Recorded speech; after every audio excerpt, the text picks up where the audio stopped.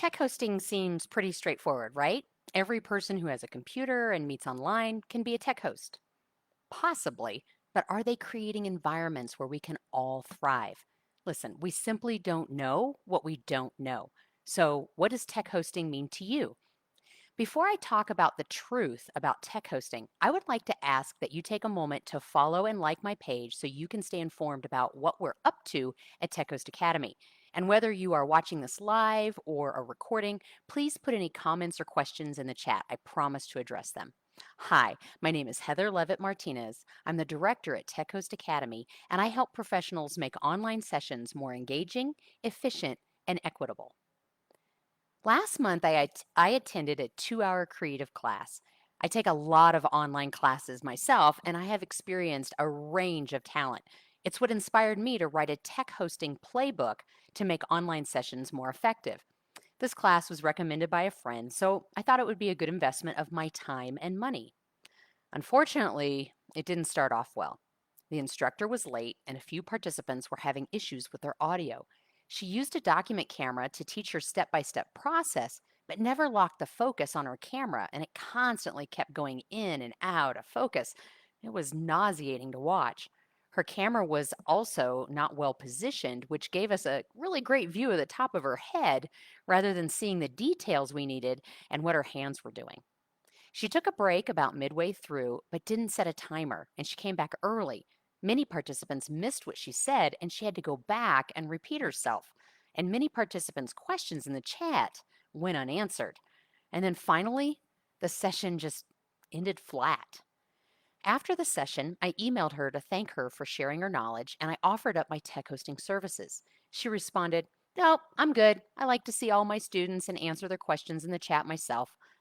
And I thought she either didn't want to admit what went awry in her session, or she simply didn't know how much better it could have been, how the participant experience could have been improved.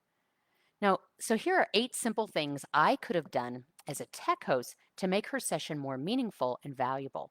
As a tech host, I could have met with the instructor to discuss what kind of experience they wanted and they wanted their participants to have and give them feedback on their setup. I could have ensured that their tech was good before the session so it could have started on time. 3, I could have set the etiquette for the participants and discreetly helped them with any technical issues so as not to take down the entire session. I could have set a timer, perhaps with music, to alert everyone when the break was over. I could have moderated any questions that may have been missed in the chat. I could have shared additional resources in the chat, complete with links. I could have helped close out the session to everyone left and so that everyone would leave feeling good about their time well spent. And finally, I could have followed up with the participants with any additional resources, links to the recording, or unanswered questions so they could take what they have learned and be successful working on their own. This could have freed up the instructor to do what they do best.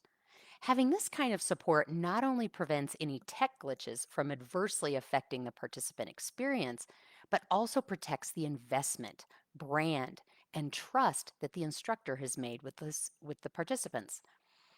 They could have possibly even sold access to the recording following the session. Although the information from this instructor was really good, I can't imagine myself taking another class for them, either live or recorded, given the experience that I had.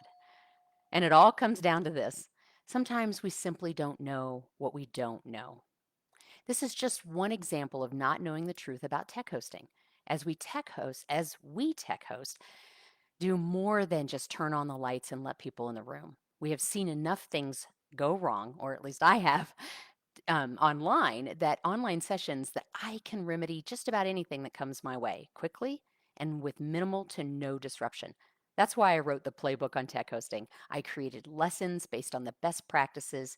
I bring in experts from the field to help us take our practice further, and I dive deep into the tech hosting practices in monthly live Q&A calls at Tech Host Academy. So please let me know how I can support you in your tech hosting journey, or hop on over to techhostacademy.com and watch my free training at your convenience so you can decide if this is the right time to invest in your professional development as a tech host.